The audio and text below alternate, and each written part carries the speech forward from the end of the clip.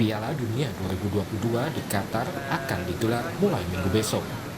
Bintang-bintang sepak bola dunia seperti Cristiano Ronaldo, Lionel Messi, dan Neymar telah berada di Qatar.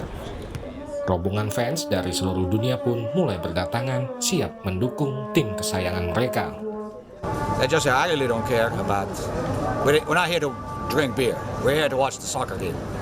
We're here to watch the world-class soccer. احتفالات كبيرة كبيرة كبيرة كبيرة وفرحانين اللي قطر يعني أعطت الفرصة للشعوب العربية باش تكون حاضرة في الاحتفالات هذه. Panitia penyelenggara Piala Dunia menyediakan beragam akomodasi penginapan untuk memanjakan supporter maupun wisatawan, termasuk penginapan eksklusif di kapal pesiar. Kapal pesiar MSC Europe ini memiliki 22 dek dengan lebih dari 2.600 kabin. Ada 3 kapal pesiar yang berlabuh di Pelabuhan Doha dijadikan hotel bagi supporter Piala Dunia. Tawaran lainnya adalah menginap di tengah gurun pasir. Tidak jauh dari Doha, tersedia kawasan glamping di mana para fans bisa menginap di tenda-tenda dengan fasilitas serba mewah. Diperkirakan lebih dari 1,2 juta supporter sepak bola akan masuk ke Qatar selama penyelenggaraan Piala Dunia. Pesta sepak bola terbesar segera dimulai, meski Indonesia tidak tampil di ajang itu, tapi banyak masyarakat kita yang menantikan pertandingan tim sepak bola terbaik dunia. Apa yang membuat Piala Dunia Qatar layak dinantikan? Kita akan membahasnya bersama pengamat sepak bola Firzi Idris. Selamat malam Mas Firzi. Halo malam Mbak Cindy, malam semua. Baik, Mas Firzi, apa sih yang membuat Piala Dunia Qatar ini menarik dan beda dari Piala Dunia sebelumnya dari sisi penyelenggaraan? Ya, dari sisi penyelenggaraan pasti ya, ini Piala Dunia pertama yang diselenggarakan di negara Arab, Piala Dunia kedua yang diselenggarakan di Asia setelah Korea Selatan dan Jepang 20 tahun lalu. Piala Dunia terakhir dengan 32 tim yang berpartisipasi, karena mulai turnamen berikutnya FIFA akan menyertakan 48 tim. Dan ini adalah turnamen yang bergulir setelah hampir 2 tahun Liga-Liga Eropa memainkan pertandingan tanpa henti ya. Basically setelah pandemi kan semua liga jalan terus memainkan pertandingan gaspol sampai ke puncaknya ini 2022. Jadi memang ada banyak tantangannya, dan tentu saja kenapa FIFA memilih untuk memainkan Piala Dunia pada bulan sekarang ini, bulan November, Desember. Ini adalah musim dingin ya, yang sangat tidak biasanya pertama kalinya diadakan di bulan ini, karena memang di area situ sendiri di negara-negara Teluk, Mbak, suhu udaranya memang sangat panas kalau bulan Juni Juli ya. Saya baru 2 minggu lalu saya baru balik dari Abu Dhabi. Memang saya ngobrol dengan Pak Duta Besar di sana dan para staf anggota KBRI, mereka juga bilang suhu udara yang kemarin itu sekitar 41 derajat buat mereka itu belum seberapa dibandingkan dengan suhu udara yang bisa mencapai 51 derajat kalau bulan Juni Juli pada normalnya Piala dilaksanakan. Di musim dingin ini untuk tidak memberatkan ya bagi peserta Piala Dunia dari sisi cuaca. Oke, terlepas dari semua kontroversi yang mengiringi persiapan Piala Dunia Qatar, menurut Anda sudah siapkah Qatar untuk menggelar ini? Iya, kalau secara infrastruktur negara-negara Teluk itu menurut saya punya kapabilitas, tentu terbantu dengan kemampuan finansial mereka ya, yang melebihi mungkin negara-negara lain untuk menyiapkan stadion, menyiapkan metro, jaringan metro baru sama sekali, armada bus yang disiapkan untuk menampung para supporter sepak bola itu juga armada bus yang baru sama sekali.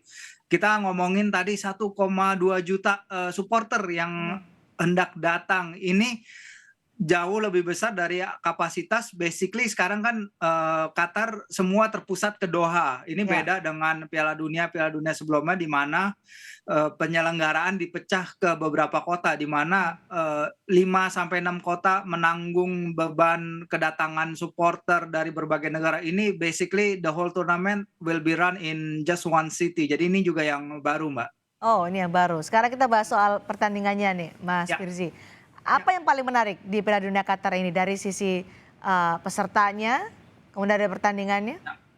Ya, kalau dari sisi peserta tentu kita akan membicarakan ini Piala Dunia terakhir ya bagi Lionel Messi dan bagi Cristiano Ronaldo. Last dance bagi mereka berdua, bagi legenda yang mendefinisikan sepak bola dunia, sepak bola Eropa dalam 20 tahun terakhir.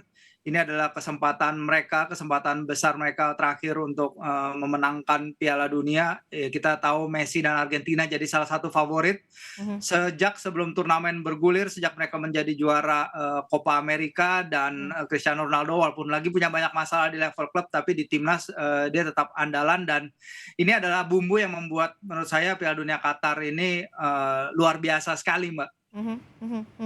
Ada yang baru di Piala Dunia Qatar ini menurut Mas Firzi? Ya, kalau kita lihat yang baru memang banyak ya pemakaian semi automatic offside rules, pendaftaran 26 pemain dalam skuad itu hanya beberapa di antaranya.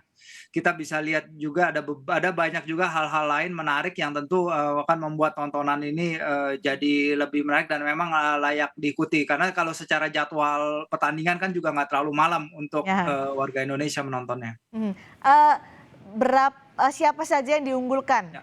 di Piala Dunia Qatar kali ini? Iya, Mas kalau Firzi? kita ngomong unggulan, balik ya ke negara-negara Amerika Latin Ya. ya, ke Brazil, ke Argentina. Memang kita tahu wakil-wakil Eropa, pemenang Euro 2020 nggak lolos ke turnamen Italia.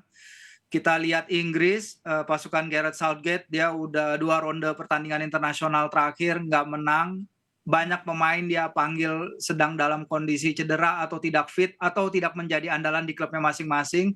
Ya. Jadi banyak pengamat pun yang mengatakan bahwa ini lagi-lagi turnamen ini lagi-lagi akan mendatangkan pemenang dari negara Amerika Latin.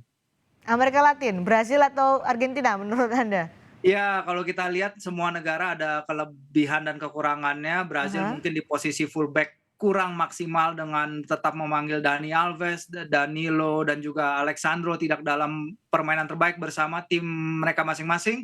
Argentina kehilangan banyak pemain, terutama Giovanni Lo Celso yang cedera menjelang turnamen, supplier nomor 1 bola ke Lionel Messi selama kualifikasi. Jadi itu adalah beberapa hambatan, tapi kalau masih milih ya mungkin saya masih Brazil ya, Mbak.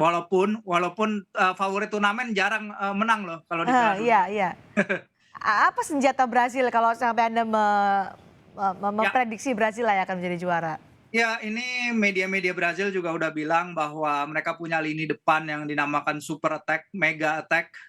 Ada 9 pemain yang pelatih Cici panggil untuk mengisi lini depan. Itu diharapkan bisa overcompensate terhadap lini belakang mereka yang kalau kita lihat pemain-pemainnya udah sangat-sangat berpengalaman. Kalau digabung seluruh lini belakang Brazil itu punya pengalaman lebih dari 419 kali penampilan di level internasional.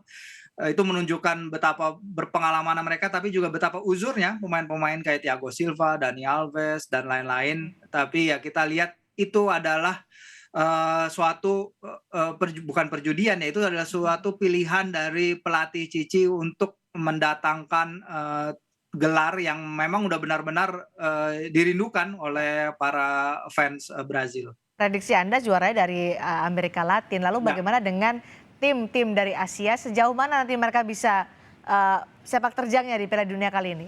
Ya, kalau kita lihat memang Piala Dunia ini unik juga karena kalau kita lihat bergulir di bulan November, Desember ini artinya beberapa negara-negara Asia sudah menyelesaikan kompetisi mereka ya. Kayak Liga Korea Selatan udah selesai, Liga Jepang juga sudah selesai. Kalau tidak salah hampir setengah lebih para pemain Korea Selatan berasal dari liga domestik, tapi angka itu lebih sedikit kalau dari para pemain Jepang. Tentu kita lihat bintang-bintang kayak Son Heung-min, kayak Kim Min-jae di Napoli udah benar-benar bintang Eropa. Penampilan mereka sudah seperti pemain Eropa, jadi kita akan lihat suatu perlawanan yang tidak kalah seru. Dan tadinya Son Heung-min yang kabarnya menderita cedera tulang mata, ternyata dia masih bisa cukup bugar untuk bermain di Piala Dunia. Dan ya dengan usianya bisa jadi ini juga Piala Dunia terakhir bagi Son. Ini akan segera dimulai Piala Dunia Qatar untuk fase grup. Menurut Anda mana yang patut diantisipasi? Ya, kalau kita lihat mungkin grupnya Inggris ya, karena grupnya Inggris. Jagoan saya tuh, Mas. Ya. Iya, Inggris, Iran, Amerika Serikat dan Wales itu adalah satu-satunya grup di mana para penghuninya berasal dari 20 besar klasemen ranking FIFA. Jadi Ya. itu adalah grup yang paling ketat di atas kertas dan tidak ada satupun para pemain dari timnya itu yang bisa diremehkan. Bahkan pemain Iran sendiri pun sekarang udah bisa menjadi top skor di Liga Portugal, udah menjadi andalan di FC Porto, Taremi, itu ada Sardar Azmoun juga yang main di Leverkusen, pemain luar biasa yang Iran miliki sekarang, dan itu bisa jadi salah satu grup yang terseru selain tentu saja grupnya Spanyol, Jerman dan Jepang ya, itu juga bakal seru tuh. Oke, terima kasih analisanya Mas Firsi Idris, pengamat Sama-sama. sepak bola di Sapa Indonesia malam hari ini. Terima kasih.